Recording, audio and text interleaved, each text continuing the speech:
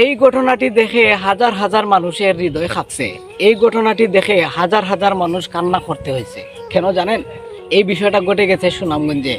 সুনামগঞ্জের এমন একটা ঘটনা, এই ঘটনাটা দেখলে আপনার চোখ কপালে উঠে যাবে রীতিমতো। আগে আপনারা ভিডিওটা দেখেন, পরে আমি বিষয়টা বাইঙ্গা বলতেছি আপনাদেরকে এখানে কি হয়েছিল। আমি না পাইলে আমার হাতে অস্ত্র নিছি যে আমার বাচ্চারে বাঁচাই পারলাই, আমার পর বাঁচাই পারলাই। আমি সুস্থ বিচার চাই, দেশবাসীর কাছে আর কিচ্ছু চাই না। ষড়যন্ত্র, আমরা ষড়যন্ত্রের শিকার। আমার স্বামী গাড়ি দিন মজুরি খাই আমরা। এরপরে ষড়যন্ত্র হয়ে দেওয়া এক মেম্বারে তাই আমার স্বামীর আরো কয়েকবার মানে দৌড়াইয়া দিছেন দিয়া যখন মিথ্যা মামলা দিছেন, গাড়ি চুরি মামলা খারাইয়া দিছেন। এরপরে এইটা লইয়া মানে নানান ঝামেলা আছে। এরপরে তারা তো করছেন আমার স্বামীর সাইডে তারা মারতো, তারা মানে যে সাজানো খাইলে আমার স্বামীরে তারা আক্রমণ করে। কিন্তু আমরা কেউ মাত্রা নাই, আমরা নির্ভ, বুঝছেন, আমরা কেউ মাত্রা নাই। তার স্বামীর বাবার নাম কইতে আছে না, তারপর আমার আব্বার নাম হয়েছে যে অমুকর দামা হইয়া দিছই। তারপরে তারা আমরা শুনাইতে নাই, আমরা জিজ্ঞাসা না, হঠাৎ করে আইয়া বা আমার ওই আছে নানি তাইনর কেউ, তারা কেউরে কইছেন না। আখতা ধরে আইয়া গিয়ে হারিয়ে আমার স্বামীর আখতা ধরে আমরা ঘুমো তাই তো ভাই না। আমার সবসময় দল লাগাইতে হয়, আমার ছেলে একটা মেয়ে একটা, 2 ঘন্টা লইয়া আমার মেয়ে আসলো গিয়া হারি সান্দরের মাঝে আইও তারা ইটা ফেলাইছো। আমি দৌড়িয়া বেড়াইছি, দেখি আমার ফুড়ি পাদে।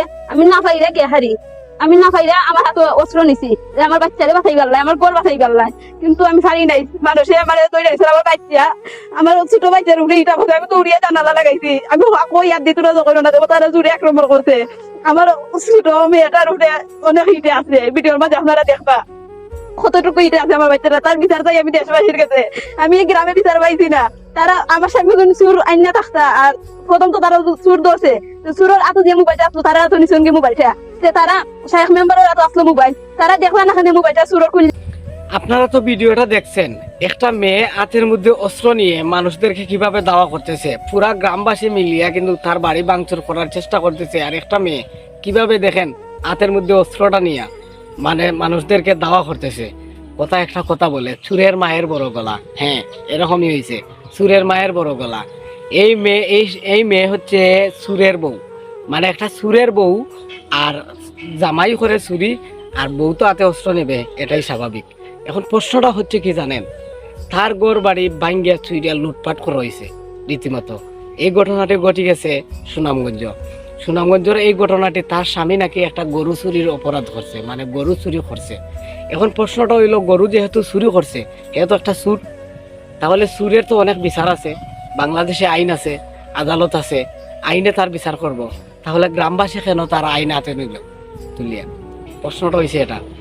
একটা চুরে চুরি করতে পারে, আপনি যদি তার ঘর ভাঙ্গিয়া চুরিয়া লুটপাট করতে পারেন, তাহলে চুর আর আপনার মধ্যে তফাৎটা কি? এটা তো প্রশ্ন করে গেলাম আমি, আপনাদের বিবেকের মধ্যে রেখে গেলাম। আপনারা অবশ্যই উত্তর দেবেন।